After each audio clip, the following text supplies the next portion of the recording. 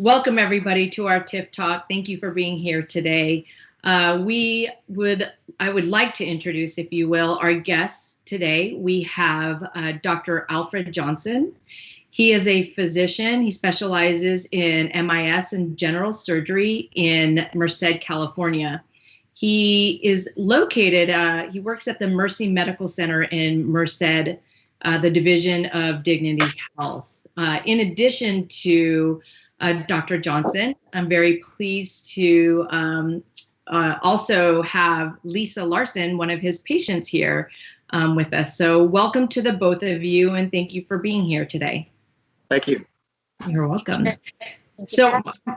You're welcome. My name is Andrea Millers, and I'm with Endogastric Solutions, and we're very excited to discuss GERD and the TIF procedure. So we're going to kind of make sure if you have any questions throughout this event, Facebook users, to please go ahead and type them in the comments, and we will do our best to answer the questions as they come through. So let's go ahead and start. Dr. Johnson, why don't you tell us a little bit more about GERD, what GERD is, and what kind of symptoms can patients feel if they're suffering from GERD? So GERD is what we refer to as gastroesophageal reflux disease.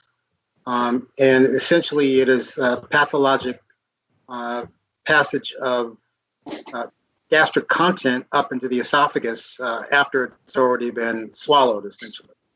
And this can cause a myriad of symptoms ranging from heartburn, chest pain, regurgitation of food content, hoarseness, and then there's some other atypical symptoms that kind of fall into the range of what we call LPR, which is laryngopharyngeal reflux, because the reflux goes so high up the esophagus that it then comes down into the airway. So reflux can present a lot of different ways. It can also affect sinus passages and can affect the oral cavity, as some people have atypical problems with dental caries because of the reflux that's getting up there. Right. So it's a disease that has a lot of different symptoms. Some are more typical than others, and it is a very common problem that we see. Right. Thank you. So, Lisa, why don't you tell us a little bit more about your story? What types of symptoms were you having, and how long were you suffering from GERD? I was having a lot of heartburn. I would buy the antacids in bulk, pretty much. Wow. Yeah, a little bit of difficulty sleeping at times, just laying down. I never went to raise the bed up, but did have a lot of heartburn, a lot of symptoms. And I was actually diagnosed with GERD in my teenage years, so late 90s. Wow. I've been on different medications on and off, and it was kind of something where the symptoms would come and go. So when I was having issues, that's when I would buy the antacids and see my doctor again and get on the meds. So. Right. Okay. So were you taking medication all that time since, or you were saying on and off, right? On and off. Yeah. Okay. I'm not one. I don't like taking medication, but I mean, at times my symptoms would get bad enough to where I would have to be on meds for a while. Okay. And ultimately, I guess the doctor would tell me that I should have stayed on them. Right. Right. So what was the final straw before you came to see Dr. Johnson? What made you decide that you needed to change that? My symptoms actually got worse, where it was difficult to eat. I actually had a hiatal hernia too, that was hurting a lot more. So that's when I went to my primary. She sent me to Dr. Johnson, and we discussed our different options of what we could do. Okay. Fantastic. So, Dr. Johnson, there's a lot of people, especially on these Facebook pages, that come on and have lots of questions. What are different, what would you recommend these patients to help manage their GERD? What types of, I know that Lisa talked a little bit about taking antacids and whether or not she took PPI or not, but are there foods that they need to avoid? Are there certain things that they should do if they do have GERD symptoms? Yeah, so it's all kind of relative. I mean, if you eat too much of anything, it might be bad for you. But um, the the gastroesophageal junction between the esophagus and the stomach is kind of where the action is in terms of GERD, because it's the dysfunction of that valve that causes the symptoms. So Right. if you eat something that affects the valve, then your symptoms are going to be worse. So unfortunately, that means a lot of things that we like affect the valve. So chocolate, peppermint, onions, spicy food, caffeine, nicotine, alcohol. Uh, all of these things can affect the valve, and if you ingest them to a certain amount, then you'll probably have more severe reflux in that interim period. Right. So, I mean, it's not that you can't do those things, but you kind of have to watch them, especially if you notice that you're having more symptoms. Sure. And then there are some more anatomic things that can occur. That if you eat a large meal, which distends your stomach, that will cause you to have more reflux. Sure. Sure. Okay. So, Dr. Johnson, can you kind of tell us some treatment options for GERD and acid reflux? So the treatment in terms of medical management kind of starts with simple things like antacids. So Right. antacids are basically things like Tums and Rolaids, which will neutralize acid that's in the stomach. And then there's kind of a gradation of going from the antacids up to more stronger medications. So the next class of drugs that we use to treat reflux would be things like Pepcid and Tagamet, which are H2 blockers. One of those, however, was just taken off the market, Zantac, Right. which is no longer available for patients to take for those symptoms. And antacid, just the H2 blockers are just a stronger medication to relieve the stomach of acid. And then you go up to things like Prilosec and Nexium, which is kind of at the top of the food chain in terms of medication to treat reflux. Right. But the problem with these medications is they only take out the acid that's being produced in the stomach. So they can stop your stomach from producing the normal acid that it would produce. And in doing so, reducing the acid is what relieves the symptom, because your reflux doesn't stop. It's just that when you reflux, it has less acid. Right. So, these medications are primarily palliative in that they don't really address the underlying problem. And then you can take medicine to relieve symptoms, but hopefully you're not doing it for more than you're not doing it long term. Hopefully it's just a short term thing that you need relief. You take it and you can stop it, because there have been some issues associated with long term use of these medications. Right. So can you talk a little bit about that? I know there's a lot of questions about PPIs and long-term use and the effects of that. Can you discuss a little bit about that? A little bit more detail? I think probably the easiest thing to kind of recognize in terms of the use of PPIs is the effect it has on calcium absorption. Yeah. Because you need acid to absorb calcium. So if you're decreasing the amount of acid available in your stomach by use of an artificial means, then there will be some long-term ramifications for that. And one of the things that we see after that is osteoporosis in patients that have been on medication for proton pump inhibitor medication for a long time. Mm-hmm. They're actually finding several other I'd say kind of long-term adverse side effects. It seems like something new comes up every year in terms of the association with proton pump inhibitor use. Right. Right. So Lisa, was that a concern for you? I know you mentioned that you don't really like to take pills usually. Was that one of the concerns that you had, is taking the PPIs or the Zantac or any of that? Yes, exactly. I was on some of the, like the Prilosec, the Nexium, those types of things, but on and off. And especially, looking at the long-term effects, I didn't want to have to have any of those. So. Right. Yeah. Okay. So, Dr. Johnson, can you please tell us a little bit more about the TIF procedure? So TIF stands for transoral incisionless fundoplication. Okay. And essentially what it is a device that fits over an endoscope, which goes in and basically kind of reshapes your valve so that when you swallow, things will stay down and you will minimize the reflux that comes up. Mm-hmm. Okay. So are there other treatment options aside from the TIF procedure for acid reflux? So yes, there are. I mean, what we have traditionally done are things like the Nissen fundoplication. Right. That procedure has probably been around for 40 years. Initially was done using an open method. So it used to be done as an open Nissen, and then in the 90s, we started doing laparoscopic Nissen fundoplications. Right.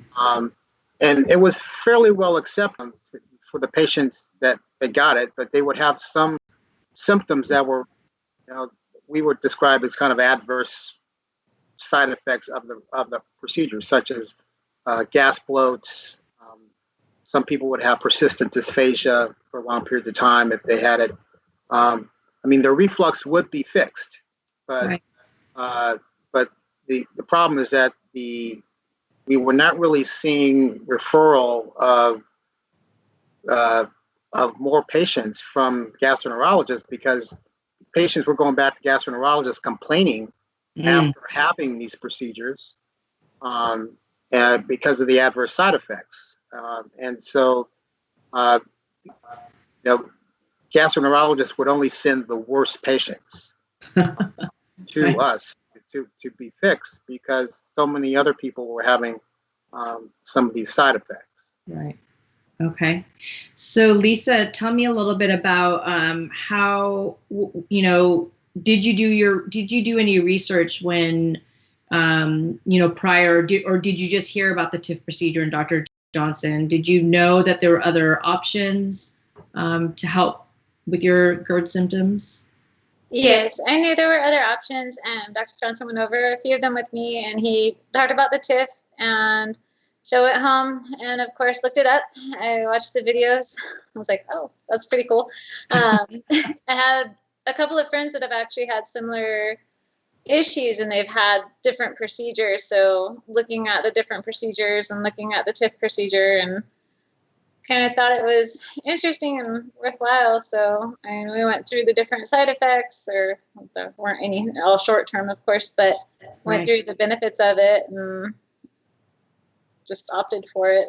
So. Okay, fantastic. I do have a question. It's quite a long one, so just bear with me, from a patient, Shayaban Moore. Hello, doctor. I was diagnosed with GERD last spring, but I've been experiencing chronic belching for over 2 years. I got 2 endoscopies done last year. First showed H. pylori and diagnosed with GERD. I took antibiotics and was retested. They said it was gone. I significantly changed my diet, started protonics, lost weight, and still I suffer. So in December, I got another scope with Bravo study. They found a Demeester score of 24.1. They upped my dose of PPI and I lost more weight, even in changing my lifestyle so much. I burp eating almost everything, really bad. It can last for hours and it inhibits me getting a deep breath often. I started digestive enzymes, probiotics, and glutamine every day, and I'm eating really clean. Any advice would be appreciated.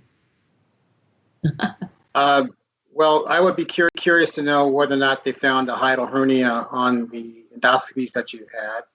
Right. Because a lot of times that goes hand in hand with the frequent belching. Okay. But if you've had a Demeester score that shows pathologic reflux, you're already a candidate to have the TIF procedure. Okay. Right. So I would probably advise you to seek, a surgeon in your area that does the procedure.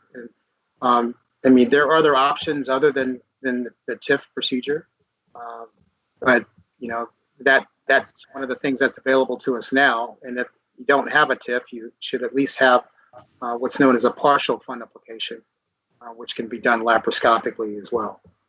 Perfect. Thank you. So can you kind of talk, Dr. Johnson, about the different tests? That we get a lot of questions about what tests do we have to take to determine whether or not the TIF procedure is right for them, and or if a surgery option is the right choice for them. So maybe talk about a little bit about the EGD and the pH Bravo testing and manometry, whatnot. Well, it's essentially the purpose of manometry in terms of what when we started doing laparoscopic Nissen fun applications, almost 30 years ago, was to determine whether or not the esophagus was strong enough to push a bolus of food through it all the way into your stomach. Right. And you also want to make sure that the patient didn't have some other unusual muscular problem with the esophagus called achalasia. Because if you had those problems, then a fund application of any, at least a Nissen fund application, would not work for you. So, once these procedures evolved, once we added, partial fund applications, added the TIF, that's not as much of a problem in terms of having a patient that has an unusual muscular problem with the esophagus.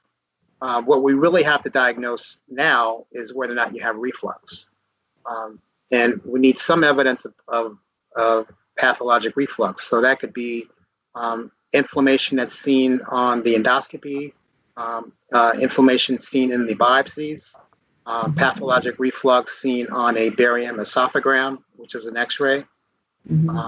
Or if you have the opportunity to have a Bravo test that also can give you a Demeester score that is consistent with pathologic reflux. So we have several ways to diagnose it. Not everybody needs all of those tests, but the critical piece is that you do have to prove that somebody has pathologic reflux. Wonderful. Thank you for that. Appreciate it. So the gal that we just asked that question said she did not have a hernia. So they must have tested for that as well. Okay. Yeah. So can you tell us a little bit, Lisa, about your experience with the procedure? Maybe tell us how it was, your expectations, and then, the day of, if you were nervous about it, how long were you in the hospital, anything you want to share with us about your experience? So yes, naturally I was nervous. Any procedure has its, reasons to be apprehensive, and it was going to be under general, so understood that side of it. The day of was pretty simple. I think I prepped, didn't eat for a while, went in, normal surgery prep. They prepped me, they took me up to the room. I actually did have the 2 procedures that day. I had the TIF and a hiatal hernia repair done at the same time. Okay. So otherwise it would have been an incisionless, but so I did end up staying overnight, I think, because I had the 2 procedures. I know a lot of people tend to go home the same day, but I opted for the night. So I had my procedure on a Wednesday. I was back to work on Monday. Wow. So I did continue some pain meds. I took liquid pain meds for a while because it's a little difficult to swallow for a little bit, but I think by my 2-week appointment, things were going a bit better. So yeah, everything kind of is back to normal now. When did you have your procedure? In July of 2019. Okay. So did a lot of people always ask, what is the diet like after the TIF procedure? Can you share a little bit about what you ate? And then maybe, Dr. Johnson, you can explain what your protocol is for the diet after the TIF procedure. It's a common question. Common question. I am already on a plant-based diet, so it was kind of easy for me. I would do a lot of protein shakes. I had difficulty at first finding something gentle enough. So more like fruit smoothies. And then it switched over like a couple maybe like 2 weeks later, I ended up on soups. I bought an immersion blender to make sure everything was smooth because I didn't want to risk not healing properly. Sure. Sure. So I took my time going back to a regular diet. Yeah. So Dr. Johnson, what do you normally prescribe your patients after the TIF procedure?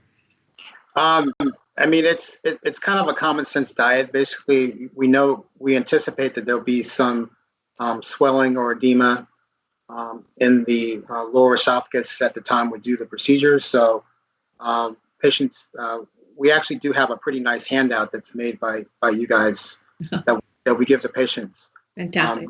Which it's kind of like an idiot-proof diet. If you follow the diet, most likely you're gonna eat a meal and not really have an issue. But essentially, it goes from increasing consistency of food, starting out with soft foods and liquids, and ending up with more or less a regular diet. But it's a gradation, and so it takes several weeks. Some people get there quicker than others, but that's kind of the concept behind it. And would you say it's quicker if they didn't have the hiatal hernia and the concomitant procedure, the combined procedure? I don't know. Yeah, I haven't really found that whether you did the concomitant or not, that it was more that that they have more trouble swallowing because they had the concomitant. I wouldn't say that necessarily. Okay. We do have a question from a Facebook user, Blanca Browning. Doctor, I hear the Linx procedure is also very promising. What do you think about the Linx procedure? Well, the Linx procedure is using a chain of magnetic or magnetized beads to kind of form an artificial sphincter around the lower esophagus. But these are individual beads. And it is promising from the standpoint that it can stop reflux, it can treat reflux. But there have been some issues with what we call explants, meaning that it slips out of position or it starts to erode, or there have been several issues with these. And actually, I know that some of the insurance companies, as well as Medicare, are having second thoughts about approving them. So I personally would not recommend the Linx device at this time. But I mean, I think in well-placed programs, people that can observe for post-operative side effects, it might still be an option. Thank you. So she has another question. If the patient has cervical stenosis, do they still perform the TIF procedure? I guess maybe can you still perform the TIF procedure? I mean, as long as you're able to have endoscopy, for the most part, you can have the TIF procedure. Okay, fantastic. So let's talk a little bit about recovery. I know we talked about diet and after recovery, but what other things do patients need to know post-op? I know that they can't lift, or what are kind of the certain things that you recommend your patients post TIF procedure? I mean, it's similar to any, especially if they have their hiatal hernia fixed. It's similar to pretty much any laparoscopic procedure. Okay. So most patients are back to work in 1 to 2 weeks. Mm-hmm. They're able to do, limited exercise probably within the first week. Okay. We try not to do anything to stress the abdomen for several weeks, but usually they can go back to work without having to do extreme exercise on their abdomen. So right. Recovery is fairly quick because it is a minimally invasive procedure. Right. Okay. Lisa, what about you? How was your post-op recovery? There was a little bit of pain. I mean, that's with any procedure. Like I said, I had the hiatal hernia repair too, so I'm not sure what exactly was hurting. My doctor was great, followed up with me a lot, answered all my calls.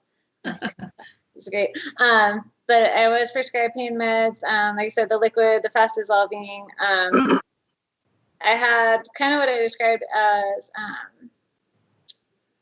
I can't think right now, of like kind of like spasms type things while my body healed. But there were meds that helped, like really helped with that. That didn't last very long at all. Like I said, I have a desk job kind of in a facility, so I was able to go back to work not very long after. I didn't take the full week. I'll tell the doctor. He's right there. I know, but I was able to go back. I felt okay. I remember calling him too and asking when I could work out again, because I was like in the middle of training for a race. And he said, recommended about a week or two. So about 2 weeks in, I was able to do my workouts and stuff again. Like he said, I did follow directions on that one though. No, nothing abdominal. Kind of took it easy, mostly arms. But yeah, after probably about a month, I was back on regular diet, feeling just fine. I think pain meds were maybe like 3 weeks. I actually switched over to like ibuprofen and Tylenol and that stuff. So. Okay. So tell me a little bit about, life after the TIF procedure. Are there things that you are able to do now that you weren't able to do before? Are there foods that you couldn't eat but you can now? Is there anything that's changed your life, if you will? I can eat spicy food. Okay. Oh, well, that's good. and sleep the same night, so that's kind of cool. Yeah. So I can eat spicy food. I love vegetables, and that certain vegetables would cause me pain. So now I can just kind of eat what I want and not have to deal with any aftermath. So it's kind of nice. Oh, fantastic. Really Wonderful. Wonderful. So we do have a couple of questions. Does the TIF, and this would be for you, Dr. Johnson, does the TIF work for LPR? LPR? Yes. Yeah, so LPR is the laryngopharyngeal reflux. In those cases, it is important to prove that the reflux is occurring. So sometimes that evidence will be inflammation seen on the vocal cords. Sometimes it'll be evidence seen on a barium esophagram, where we can actually see the reflux while it's happening. Or we may see evidence just with endoscopy that there's inflammation of the lining of the esophagus. And this may be in conjunction with a hiatal hernia. Okay.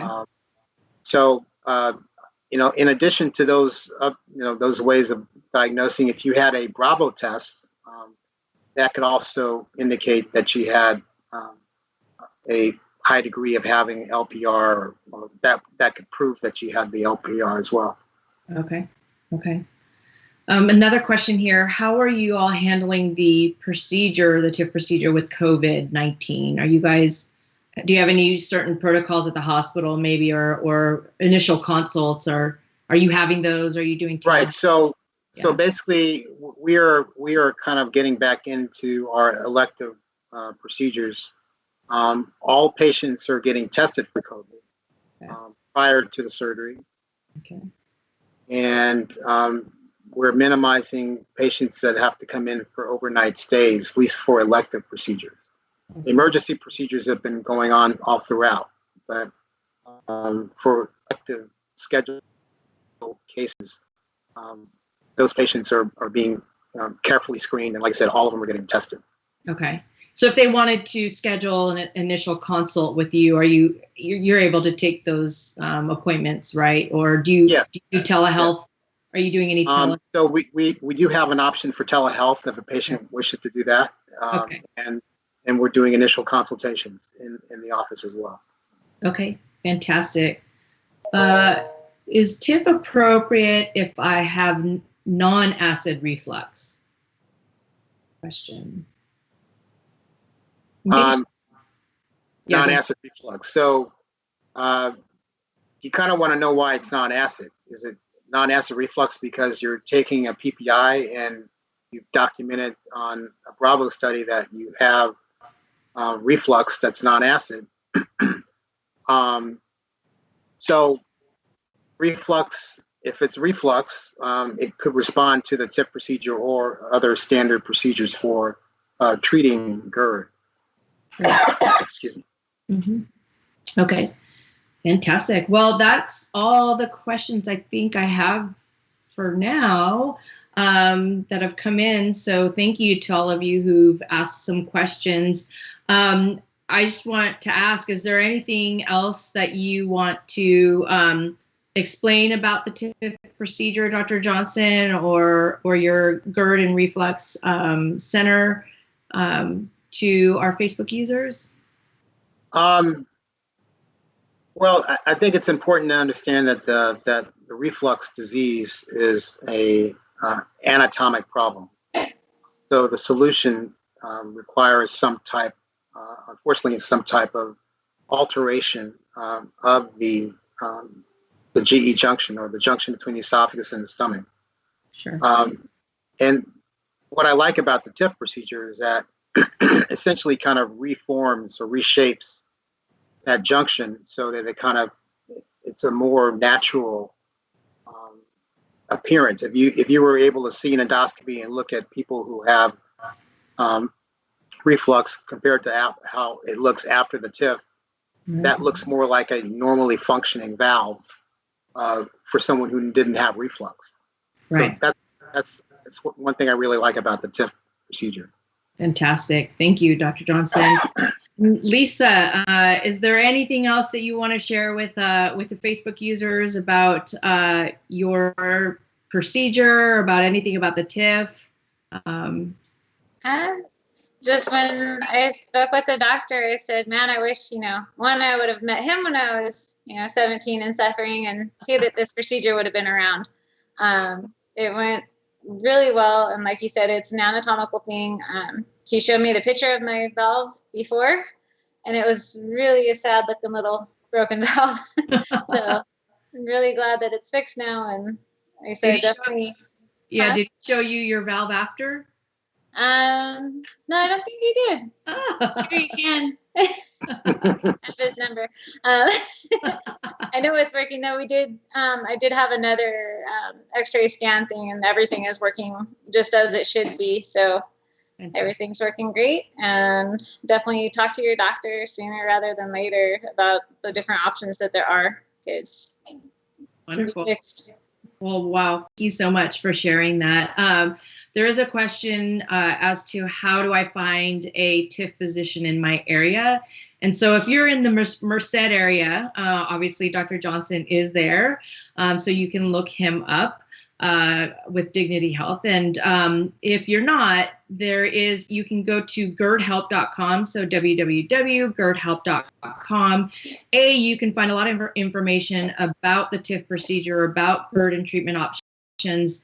And then B, there's a physician finder on there, and you can put in your zip code or your state, and you will be able to find a TIF physician in your area.